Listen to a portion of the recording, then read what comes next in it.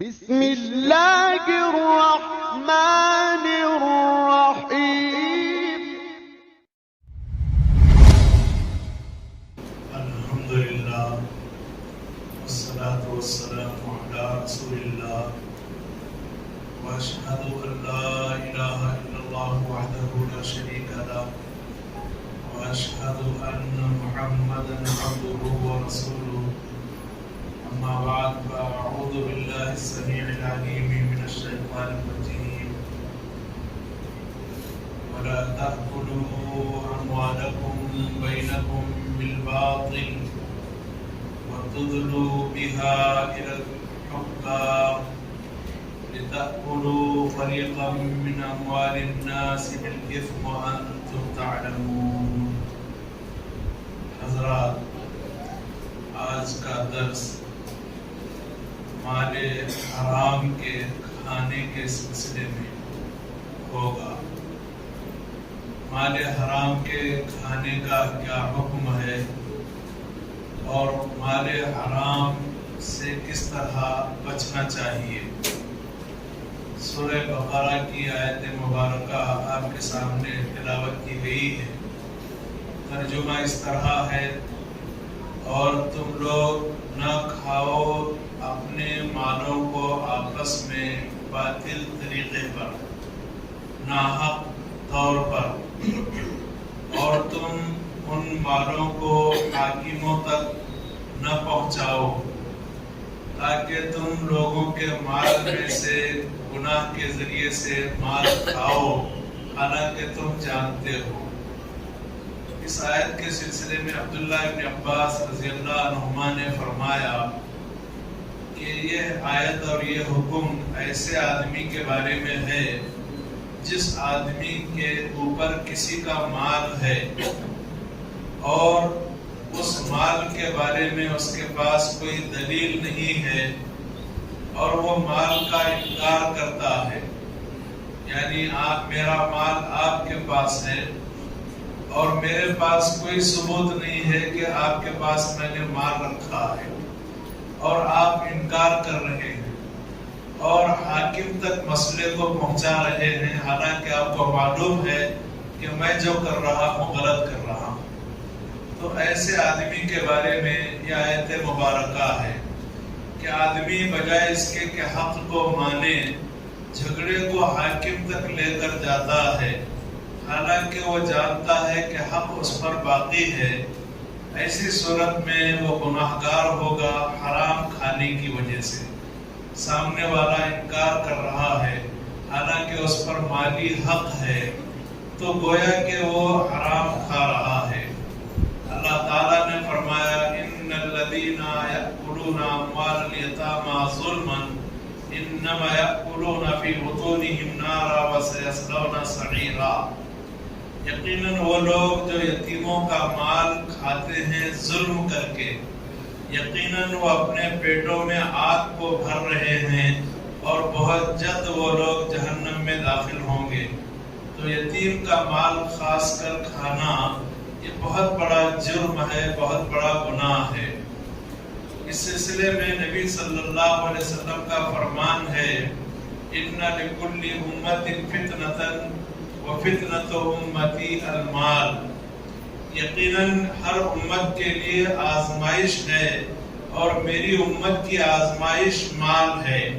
یعنی میری امت کے لوگ مال کے ذریعے آزمائے جائیں گے اور مال کے مسئلے میں ان کا امتحان لیا جائے گا. اس سلسلے میں قابل غور بات یہ ہے کہ بہت سے احباب مال حرام کے کھانے کے سلسلے میں لاپرواہی کرتے ہیں. اس سلسلے میں بھی ایک حدیث ہے، اللہ کے نبی صلی اللہ علیہ وسلم کا فرمان ہے: لَيَأْتِيَنَّ عَلَى النَّاسِ زَمَانٌ لَا يُبَالِي الْمَرْءُ بِمَا أَخَذَ الْمَالَ أَمْ مِنْ حَلَالٍ أَمْ مِنْ حَرَامٍ. لوگوں پر ایک ایسا زمانہ اور ایک ایسا وقت آئے گا کہ آدمی پرواہ نہیں کرے گا کہ وہ مال کس طریقے پر حاصل کر رہا ہے، حلال طریقے پر حاصل کر رہا ہے یا حرام طریقے پر حاصل کر رہا ہے. عبداللہ ابن مبارک یہ فرماتے ہیں کہ شبہ حوالہ 1 درہم میں لوٹا دوں، میرے پاس یہ بات زیادہ پسندیدہ ہے اس بات سے کہ میں 1,00,000 درہم اللہ کی راہ میں خرچ کروں. یعنی ایک طرف 1,00,000 روپے اللہ کی راہ میں خرچ کرنے کا معاملہ ہے، اور دوسری طرف شبے والا حرام کا 1 درہم ہے. تو وہ کہتے ہیں کہ حرام کا 1 درہم میں حقدار تک لوٹاؤں، یہ زیادہ پسندیدہ ہے میرے پاس یہ بات اس بات سے کہ میں 1,00,000 درہم اللہ کی راہ میں خرچ کروں. تو گویا کہ شک اور شبے والی چیزوں سے اور حرام سے بچنا ضروری ہے. اللہ تعالیٰ مجھے اور آپ کو اس بات کی توفیق عطا فرمائے. عمر رضی اللہ تعالیٰ عنہ فرماتے ہیں کہ ہم چھوڑ دیتے تھے 10 حصوں میں سے 9 حصے کو حلال ہوتا حالانکہ وہ، اور اس ڈر سے چھوڑتے تھے کہ کہیں حرام میں واقع نہ ہو جائیں. یعنی 10 چیزیں ہیں، 10 چیزوں میں سے 9 چیزیں حلال ہیں، 1 چیز حرام ہے. اس 1 چیز کے حرام ہونے کی وجہ سے 9 چیزوں کو بھی ہم چھوڑ دیتے. مطلب یہ ہے کہ حلال اور حرام میں ہم اتنا احتیاط کیا کرتے تھے. ایک مشہور حدیث ہے، نعمان بن بشیر رضی اللہ عنہ حدیث کے راوی ہیں. وہ کہتے ہیں الحلال، اللہ کے نبی صلی اللہ علیہ وسلم نے فرمایا الحلال بین والحرام بین. حلال واضح ہے، حرام واضح ہے.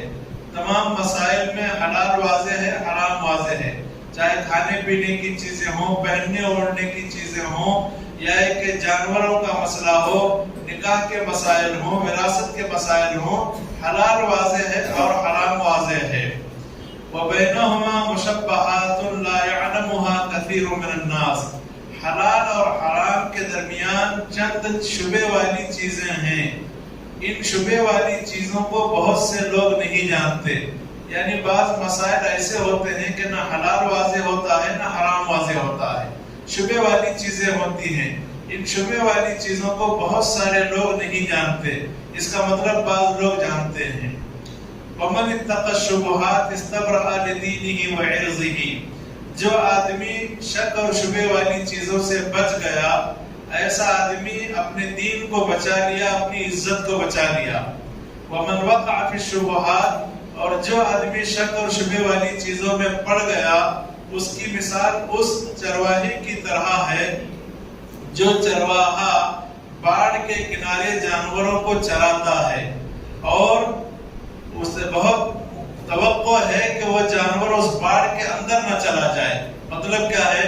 اگر شبے والی چیز آدمی اختیار کرے گا تو حرام چیز میں پڑ سکتا ہے. لہذا شبے والی چیزوں سے بھی آدمی کو بچنا چاہیے. اکل حرام کی بہت سی شکلیں ہیں. ان شکلوں میں ایک شکل جو سب سے زیادہ گھناؤنی ہے وہ سود ہے، ربا ہے. اس سلسلے میں اللہ تعالیٰ نے فرمایا یا ایھا الذین آمنوا اتقوا اللہ وذروا ما بقی من الربا ان کنتم مؤمنین. اے ایمان والو، تم اللہ سے ڈرو اور چھوڑ دو اس کو جو سود میں سے باقی رہ جائے اگر تم ایمان والوں میں سے ہو. یعنی ایک آدمی سودی معاملہ کیا، اسے معلوم نہیں تھا کہ یہ سودی معاملہ حرام ہے. اتفاق سے اسے معلوم ہو گیا کہ یہ سودی معاملہ حرام ہے، تو اب وہ اپنی اصل پونجی لے لے گا اور جو سود اسے آنا ہے اس کے پیسوں کا وہ چھوڑ دے گا. اگر ایمان ہے تو اس پر عمل کرے گا. اسی لیے اللہ نے کہا اے ایمان والو، اللہ سے ڈرو اور چھوڑ دو اس کو جو سود میں سے باقی رہ جائے اگر تم ایمان والے ہو. اور اکل حرام کی صورتوں میں سے ایک صورت یہ ہے کہ کام کرنے والوں اور نوکروں کے اوپر زیادتی کی جائے ان کے تنخواہوں کے سلسلے میں، اور ان کے حقوق ان کے وقت پر ادا نہ کیے جائیں. یہ حرام چیزوں کے اختیار کرنے میں سے ہے. اور اسی طرح یتیم کا مال کھا جانا یا لوگوں کی جائیدادوں کے اوپر ناجائز قبضہ کرنا، یہ بھی ناجائز صورتوں میں سے ایک صورت ہے.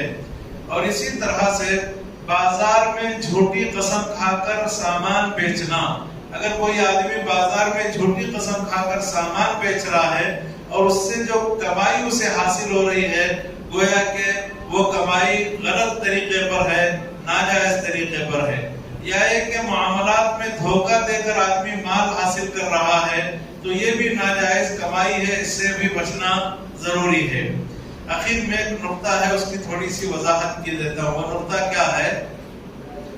حرام کھانے والا انسان یہ اپنے آپ کو سزا کے حوالے کرتا ہے، اور ایسے انسان کو دنیا میں بھی سزا ملتی ہے اور قبر میں بھی سزا ملے گی اور قیامت والے دن سزا ملے گی۔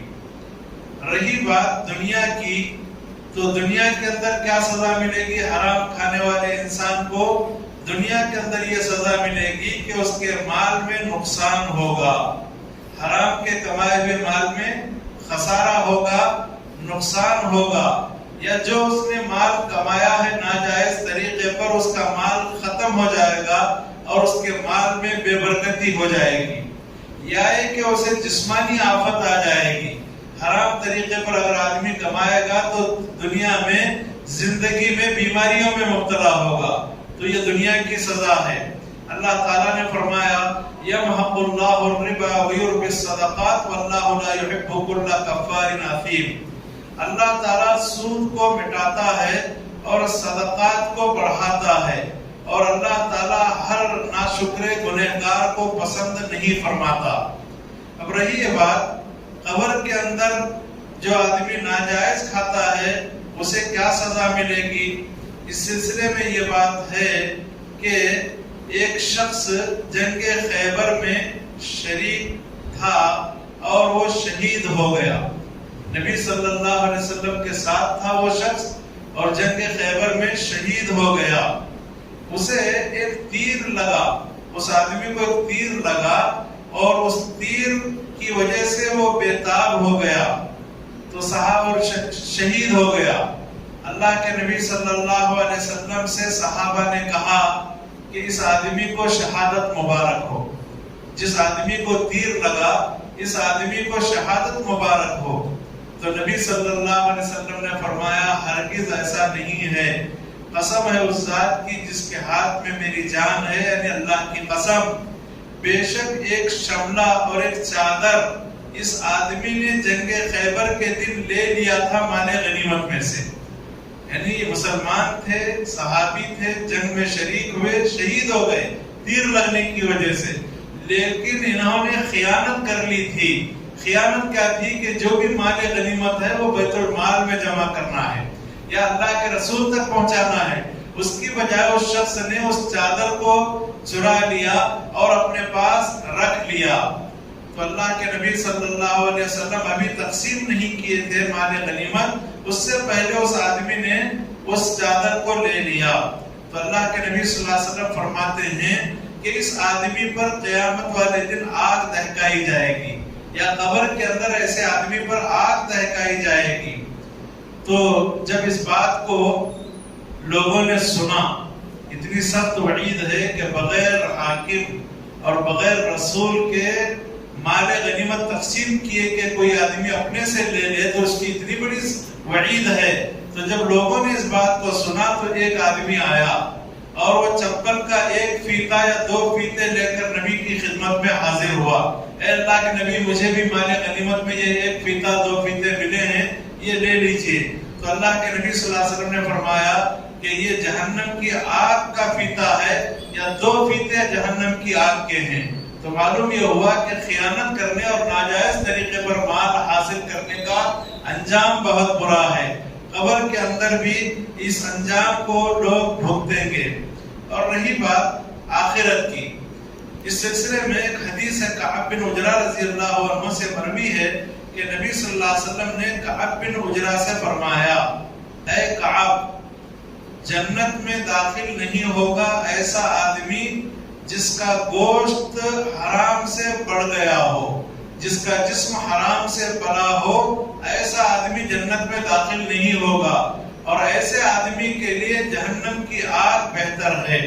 تو معزز حاضرین، مال حرام کی سزاؤں میں سے ایک سزا یہ بھی ہے کہ آدمی کی دعا قبول نہیں ہوتی۔ اللہ تعالیٰ مجھے اور آپ کو اس سے محفوظ رکھے، اور عبادت قبول نہیں ہوتی۔ اس سلسلے میں صحیح مسلم کی مشہور حدیث ہے، اللہ کے نبی صلی اللہ علیہ وسلم نے فرمایا، یا ایھا الناس ان اللہ طیب لا یقبل الا طیبا، اے لوگوں یقیناً اللہ کی ذات پاک ہے، اللہ پاک چیز ہی کو قبول فرماتا ہے، اور بے شک اللہ ایمان والوں کو حکم دیتا ہے اس بات کا جس بات کا حکم رسولوں کو دیتا ہے۔ اللہ نے فرمایا یا ایھا الرسل کلوا من الطیبات واعملوا صالحا انی بما تعملون علیم، اے رسولو پاکیزہ چیزیں کھاؤ اور نیک عمل کرو، یقیناً میں باخبر ہوں ان کاموں سے جو تم کرتے ہو۔ اور اللہ نے کہا ایمان والوں کو حکم دیتے ہوئے یا ایھا الذین آمنوا کلوا من طیبات ما رزقناکم، اے ایمان والو ان پاکیزہ چیزوں میں سے کھاؤ جو ہم نے تم کو دیا ہے۔ اتنی بات اللہ کے رسول نے ذکر کی اور ایک آدمی کا تذکرہ فرمایا، ایسے آدمی کا تذکرہ فرمایا جو لمبا سفر کر رہا ہے اور اس کے سر کے بال پراگندہ ہیں، بکھرے ہوئے ہیں، اور اس کے چہرے پر گرد و غبار ہے۔ ایک آدمی لمبا سفر کر رہا ہے، اپنے دونوں ہاتھوں کو آسمان کی طرف اٹھا رہا ہے اور یا رب کہہ کر دعا کر رہا ہے۔ اللہ کے نبی فرماتے ہیں حالانکہ اس آدمی کا کھانا حرام کا ہے، اس کا پینا حرام کا ہے، اس کا لباس حرام کا ہے، اور اس کا جسم جو پروان چڑھا ہے حرام کی غذا سے پروان چڑھا ہے، تو بھلا اس کی دعا کیسے قبول کی جائے گی؟ تو معلوم یہ ہوا کہ دنیا میں جو سزا ہے حرام کھانے کی، ایک سزا یہ بھی ہے کہ آدمی کی عبادت قبول نہیں ہوتی اور دعا قبول نہیں ہوتی۔ چنانچہ ایک اور حدیث ہے، اللہ کے نبی صلی اللہ علیہ وسلم نے فرمایا ان رجالا یتخوضون فی مال اللہ بغیر حق فلہم النار یوم القیامہ، یقیناً چند لوگ ہیں جو اللہ کے مال میں ناحق گھس پڑتے ہیں، یعنی اللہ کا مال کون سا ہے؟ بیت المال کا جو مال ہے وہ اللہ کا مال ہے، لوگ ناحق اس میں گھس پڑتے ہیں، داخل ہوتے ہیں، اپنا حق جتاتے ہیں، تو اللہ کے نبی فرماتے ہیں ان کے لیے جہنم کا عذاب ہے قیامت والے دن۔ اور سفیان ثوری رحمہ اللہ فرماتے ہیں کہ جو آدمی اطاعت کے کاموں میں حرام مال کو خرچ کرے اس کی مثال ویسے ہے جیسے کوئی کپڑے کو پیشاب سے دھوئے۔ کوئی آدمی اگر کپڑے کو پیشاب سے دھوئے تو پیشاب سے دھونے کی وجہ سے کپڑا پاک نہیں ہوگا، اسی طرح کوئی آدمی حرام کا جو مال ہے، ناجائز مال ہے، اگر اطاعت اور فرما برداری کے معاملے میں خرچ کرے گا تو وہ خرچ قبول نہیں کیا جائے گا، اور کپڑا پانی ہی سے پاک ہوتا ہے، اسی طرح گناہوں کا کفارہ حلال چیز ہی سے ہو سکتا ہے، حرام چیز سے گناہوں کا کفارہ نہیں ہو سکتا۔ اللہ رب العالمین سے دعا ہے رب کریم ہمیں اپنی عبادتوں اور دعاؤں کی حفاظت کرنے کی توفیق عطا فرمائے، اور ایسے اسباب اختیار کرنے کی سعادت نصیب فرمائے جن اسباب کے اختیار کرنے سے اللہ تعالیٰ اعمال خیر کو قبول فرماتا ہے، اور رب کریم ہمیں ہر شر سے، ہر فتنے سے محفوظ رکھے، ہمارے مالوں میں برکت عطا فرمائے، اور اللہ تعالیٰ ہمیں بے برکتی سے بچائے، آمین۔ وآخر دعوانا الحمدللہ رب العالمین، وصلی اللہ علیہ وسلم۔